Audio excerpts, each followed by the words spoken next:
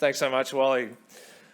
Well, ladies and gentlemen, we've got a great 2 days planned for you, and I'll keep this introduction as short as possible. But I just want to take a second to acknowledge the moment we're in for Australian space. We have the pioneers of Australia's space industry in this room, the people who will make the decisions, who will contribute the investments, who will set the policy, who will do the engineering and work out the science to make our industry a success between now and 2030. We've got ambitious goals that have been set by the government to grow that industry, to grow our workforce, to do more.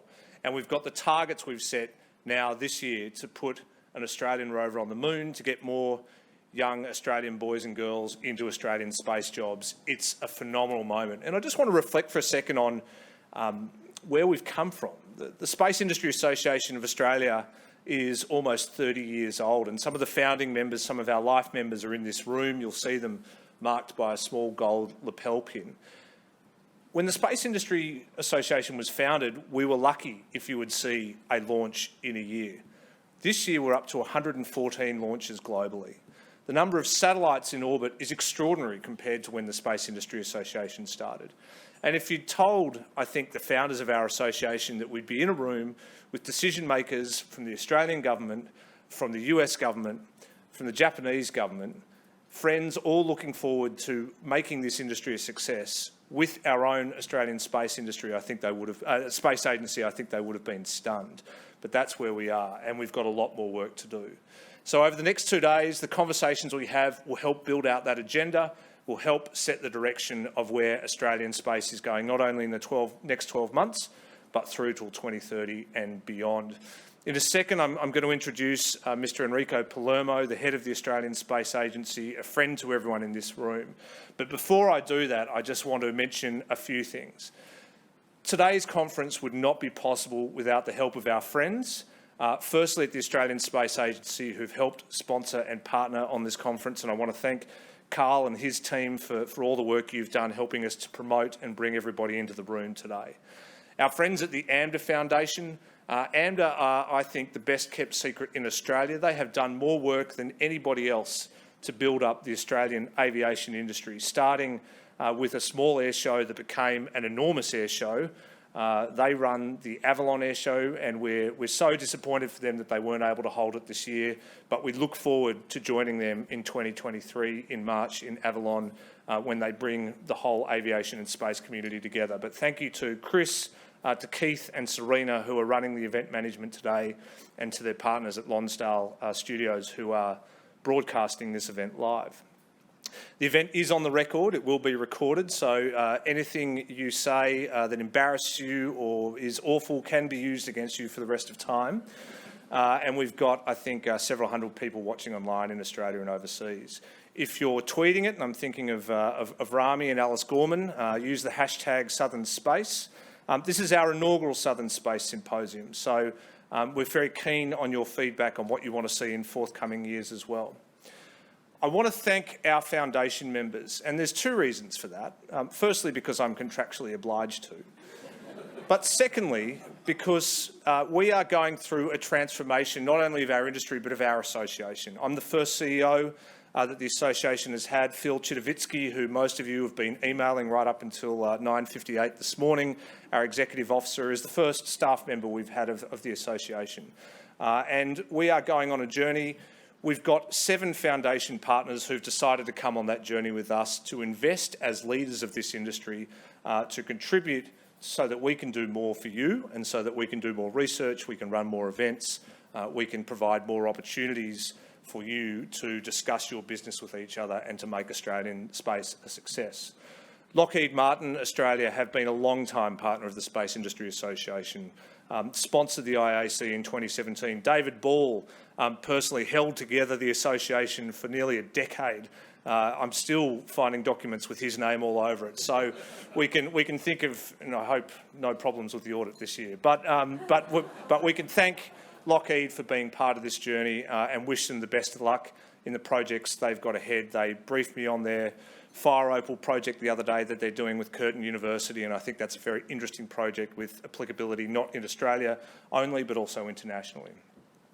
Optus, what a fantastic thing to see Optus stepping up to compete for JP 9102. They've long provided SATCOM capability to the Australian Defence Force.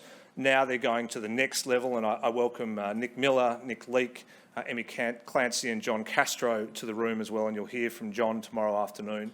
But we're delighted that Optus have taken the next step to grow their space presence in Australia, and going out to their facility in Belrose is one of the most fun things I've done this year, to see just how big those satellites are when they fly around. Northrop, to my friend Nicole Sales and Chris Deeble and the rest of her team, you get to launch on the 22nd of December an enormous telescope that's going to fly millions of miles out into space, unfold and do extraordinary things. And that's the heritage you bring to your operations in Australia. So we're delighted to be working with you. Thank you for making the decision to support this industry. Microsoft, that's you, Lynn McDonald. Thank you very much. Lynn comes from US Space Force. She brings expertise in space domain awareness, the cloud computing aspect to that, the edge computing aspect to that, and what that's going to mean for Australia. It's fantastic to see Microsoft working with some of our smaller space companies as well, partnering with companies like Spiral Blue, Taufik, if you're watching, to help them on their journey, to help them make sure that their technology is commercial and scalable. Thank you for being part of this, and we look forward to hearing from you tomorrow. New South Wales Government. Now, where is Mike Gallagher? I haven't seen Mike yet. He's just left. Perfect timing. It's fantastic to see the New South Wales Government investing more in space. I think behind not just one, but two of the MMIC bids recently put up, trying to focus on space manufacturing.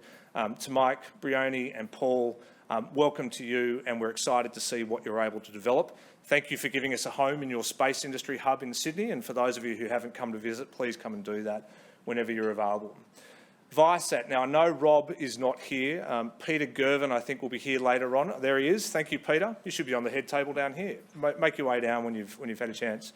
Viasat have lots of interesting things in the works, none of which I'm allowed to talk to you about, but I'll leave it to them to find the right time to announce that. But they've got upcoming capability that will be relevant to the Indo-Pacific. They've been a long time underpinning of defence communications infrastructure. And they're growing their team here in Australia, and we're delighted to be working with you. And last but not least, Deloitte, who you will hear from later today after lunch, who've been busily collecting intelligence from all of you about where you think the Australian space industry is at, and we'll present that to you. But nothing has happened in space so far without Deloitte having its fingers all over it. They've been pivotal to the South Australian Government's work. Their Gravity Challenge now into its third year.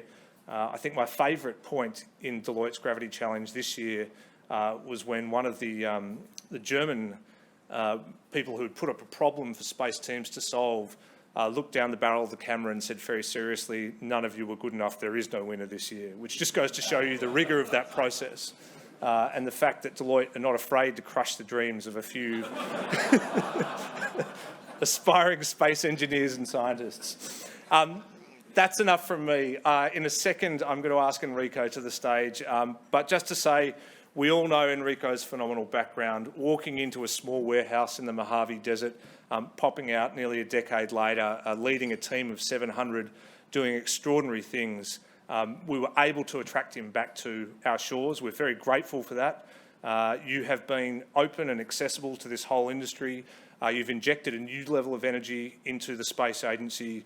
You've got more funding out of government for staff, which is a pretty extraordinary effort, and we know that this is just the beginning. So, ladies and gentlemen, please join me in welcoming Enrico to the stage.